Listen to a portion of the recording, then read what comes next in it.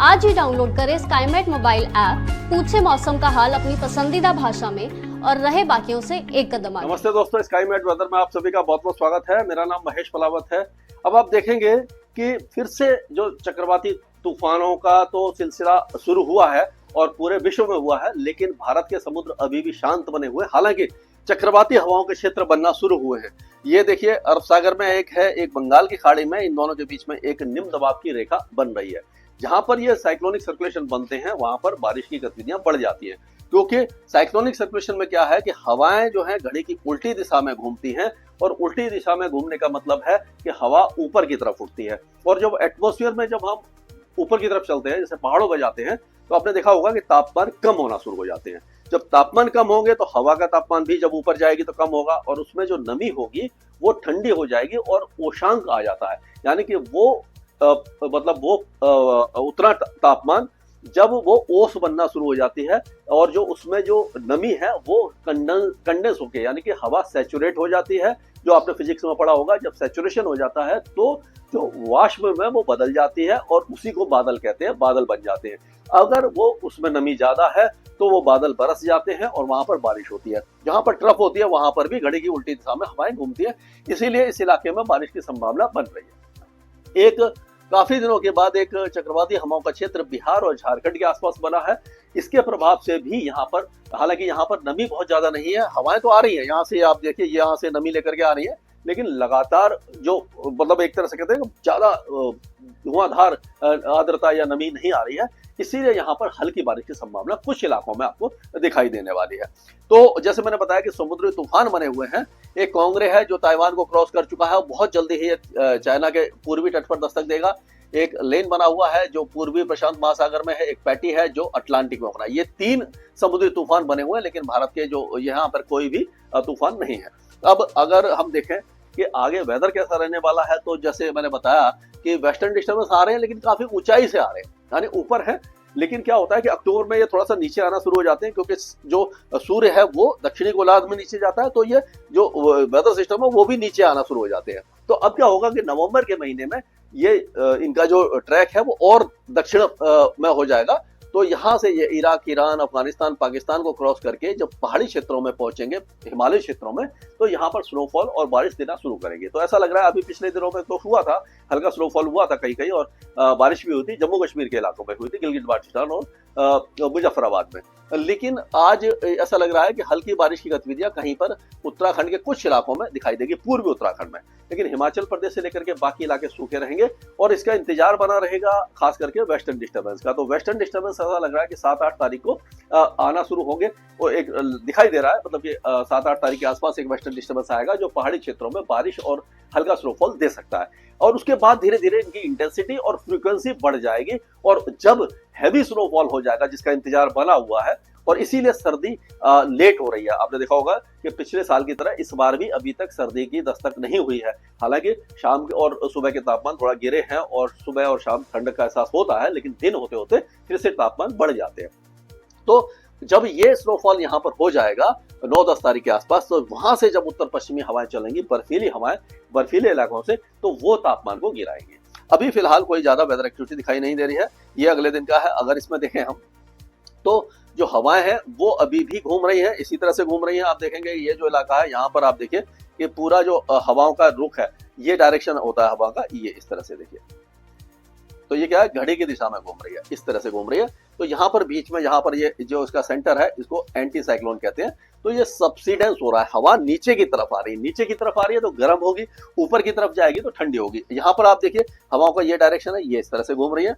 तो यहाँ पर आप देखिए ये इस तरह से, ये घड़ी की उल्टी दिशा में घूमी, यहाँ पर घड़ी की दिशा में है, यहाँ घड़ी की उल्टी दिशा में है। तो यहाँ पर हवा ऊपर उठ रही है, इसीलिए ये बादलों का समूह दिखाई दे रहा है, ये जो बारिश का आपको दिखाई दे रहा होगा। और एक जो साइक्लोनिक सर्कुलेशन है वो यहाँ पर है, ये देखिए, इधर से ऐसे जा रही है, और ये देखिए इस तरह से आ रही है, यूं आ रही है, तो ये ट्रफ बन रही है, और यहाँ पर ये साइक्लोनिक सर्कुलेशन है।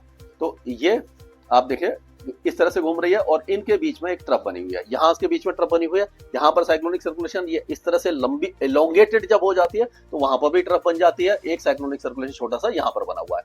तो ये वेदर सिस्टम है जिनके प्रभाव से बारिश की गतिविधियां होने वाली है। तो आप देखिए पहाड़ी इलाके पूरी तरह शांत बने हुए हैं, यहाँ पर हवाएं कमजोर हैं, यहाँ पर तापमान ज्यादा नहीं गिरने वाले हैं, पूरी तरह शुष्क रहेगा। उसी तरह से पंजाब, हरियाणा, दिल्ली, यहाँ पर हवाओं का रुख बदलने लगा है। ये देखिए दक्षिण पूर्वी हवाएं आना शुरू हो गई हैं, जो तेज हवाएं आ रही थी वो कमजोर हो गई है, तो यहाँ पर पॉल्यूशन अब बढ़ जाएगा, यानी कि ये जो एयर क्वालिटी इंडेक्स खराब हो जाएगा, सांस लेने में कठिनाई होगी, बीमारियों का खतरा है। और जो दमे के मरीज हैं और जो छोटे बच्चे हैं, बुजुर्ग हैं, उनको काफी ज्यादा ध्यान रखना पड़ेगा। सुबह और शाम के समय जो मॉर्निंग वॉक और इवनिंग वॉक पे जाते हैं तो उसको अवॉइड करें। अगर जाते भी हैं तो मास्क लगा कर जाएं, घर में प्यूरीफायर का इस्तेमाल करें। अगर नहीं कर सकते तो मास्क लगा के रखें और खिड़की दरवाजे बंद रखें, जिससे कि बाहर का पॉल्यूशन अंदर नहीं आए। तो ये सारे प्रिकॉशन लेना बहुत ज्यादा जरूरी है। राजस्थान में अभी भी हवाएं जो है वो उत्तर पश्चिमी दिशा से चलती रहेंगी, तो यहाँ पर पॉल्यूशन कम रहेगा, लेकिन गर्मी बनी रहेगी। उसी तरह से दिल्ली से लेकर के पूरा उत्तर प्रदेश सूखा रहेगा। उत्तर प्रदेश में पूर्वी हवाएं चलेंगी, जिससे कि मिनिमम टेम्परेचर थोड़े से बढ़ सकते हैं। बिहार, झारखंड और पश्चिम बंगाल के कुछ इलाकों में बहुत हल्की बारिश की संभावना है। अगर हम देखें इसको मैप के हिसाब से, जल्दी मैं आपको बताने की कोशिश करता हूँ कि ये आपको पूरा जम्मू कश्मीर, गिलगित बाल्टिस्तान, मुजफ्फराबाद, लद्दाख सूखा रहेगा, हिमाचल सूखा रहेगा। पूर्वी जो उत्तराखंड है, पिथौरागढ़, बागेश्वर, अल्मोड़ा, नैनीताल, चंपावत, उधम सिंह नगर, यहाँ पर बहुत हल्की बारिश हो सकती है। और अगर पंजाब की बात करें तो पंजाब में कोई भी मौसमी गतिविधि नहीं है, पॉल्यूशन थोड़ा सा बढ़ सकता है। दिल्ली, हरियाणा, ये सारे इलाके भी सूखे रहेंगे, यहाँ पर भी पॉल्यूशन बढ़ सकता है। उत्तर प्रदेश के ज्यादातर इलाकों में कोई भी मौसमी गतिविधि आपको दिखाई नहीं देगी। इस जगह पर क्या है कि पूर्वी हवाएं चलेंगी, दक्षिण पूर्वी हवाएं चलेंगी। इससे क्या होगा कि यहाँ को मिनिमम टेम्परेचर बढ़ जाएंगे। क्यों बढ़ेंगे? क्योंकि जो पूर्वी हवाएं हैं वो समुद्र से आती हैं, आर्द्रता लिए होती है, जिससे कि वहां पर जो सुबह के तापमान बढ़ जाते हैं। और अगर बिहार की बात करते हैं तो बिहार के कुछ इलाकों में बारिश हो सकती है। सहरसा, मधेपुरा, खगड़िया, मुंगेर, भागलपुर, बांका, यहाँ पर हल्की फुल्की बौछारें पड़ सकती हैं। उसी तरह से झारखंड की बात करें तो गिरिडीह, देवघर, बोकारो, धनबाद, जमतारा, दुमका, इस इलाके में बहुत हल्की बारिश की संभावना है। और पश्चिम बंगाल की बात करें तो मालदा, बीरभूम, मुर्शिदाबाद, यहाँ पर बहुत हल्की बारिश हो सकती है।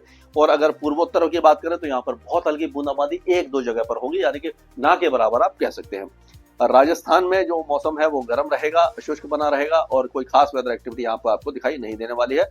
और यहाँ पर हवाएं इस तरह से घूमेंगी, यानी कि घड़ी की दिशा में घूमेंगी, तो इसके कारण यहाँ पर पूरी तरह गर्मी रहेगी और सूखा मौसम रहेगा। और उसी तरह से मध्य प्रदेश में आपका ग्वालियर संभाग से लेकर के कोटा, बूंदी, बाना, भीलवाड़ा, ये जो इलाके, या तो राजस्थान की बात कर दी मैंने, नीमच, रतलाम, मंदसौर वगैरह, यहाँ से लेकर के आपका ये रीवा, सतना, सिद्धि, सिंगरौली और ये बैतूल, होशंगाबाद, ये सारे इलाके सूखे रहेंगे और गर्म रहेंगे। और उसी तरह से छत्तीसगढ़ में कोई वेदर एक्टिविटी आपको दिखाई नहीं देगी। उड़ीसा पूरी तरह शुष्क रहेगा, यहाँ पर भी अभी फिलहाल वेदर एक्टिविटी नहीं है, लेकिन 2-3 दिनों के बाद यहाँ पर जो कोस्टल एरियाज हैं, 3 दिनों के बाद हल्की फुल्की बारिश की गतियां शुरू हो जाएंगी। अब गुजरात की बात करें तो गुजरात काफी गर्म रहेगा, शुष्क रहेगा, कोई भी मौसमी गतिविधि नहीं है, तापमान अभी फिलहाल नहीं गिरने वाले हैं। महाराष्ट्र भी सूखा रहेगा, लेकिन रत्नागिरी, सिंधुदुर्ग और उसके आसपास के इलाकों में हल्की बारिश की संभावना दिखाई दे रही है। कोल्हापुर और सांगली में भी बूंदाबांदी हो सकती है। बाकी इलाके पूरी तरह शुष्क और गर्म बने रहेंगे। अब अगर तेलंगाना की बात करें तो दक्षिण तेलंगाना में हो सकता है कि हल्की फुल्की बारिश हो जाए। ये भी महबूब नगर और जो वारंगल वगैरह, ये जो इलाके हैं, इन सारे इलाकों में हो सकती है। महबूब नगर और ये नालगोंडा वगैरह में, बाकी इलाके सूखे रहेंगे। और अगर आंध्र प्रदेश की बात करें तो आंध्र प्रदेश में कोई भी मौसमी गतिविधि हमें दिखाई नहीं दे रही है। और उसी तरह से कर्नाटक के जो कोस्टल एरियाज हैं यहाँ पर और दक्षिणी कर्नाटका में तो मॉडरेट शावर्स हो सकते हैं। उत्तरी आंतरिक कर्नाटका, गुलबर्गा, बीजापुर, ये सारे इलाके सूखे रहेंगे। केरल में मॉडरेट शावर्स है और दक्षिणी इलाकों में 1-2 स्थानों पर हैवी शावर्स हो सकते हैं। तमिलनाडु के दक्षिणी इलाकों में डुंडिगल, मदुरई और ये जो बाकी इलाके हैं, यहाँ पर तंजावुर, रामानाथापुरम और शिवगंगा, ये जो इलाके हैं, यहाँ पर तेज बारिश की संभावना है। बाकी इलाकों में हल्की से मध्यम होगी। और जो कांचीपुरम और जो चेन्नई वगैरह है, यहाँ पर छुटपुट बौछारें दिखाई देंगी। 2 दिनों के बाद यहाँ पर थोड़ी सी बारिश बढ़ सकती है। लक्षद्वीप में हल्की बारिश होगी। अंडमान और निकोबार द्वीप समूह में भी बारिश की गतिविधियां हल्की होंगी। तूफानों का सीजन है, लेकिन अभी फिलहाल अगले 10 या 15 दिनों तक भारतीय समुद्र में कोई भी तूफान की आहट दिखाई नहीं दे रही है। स्काईमेट वेदर में अभी के लिए इतना है। मौसम से जुड़ी सटीक जानकारी और खबरों के लिए हमारे YouTube चैनल को सब्सक्राइब करें और बेल आइकन दबाकर हर खबर पर रखें नजर।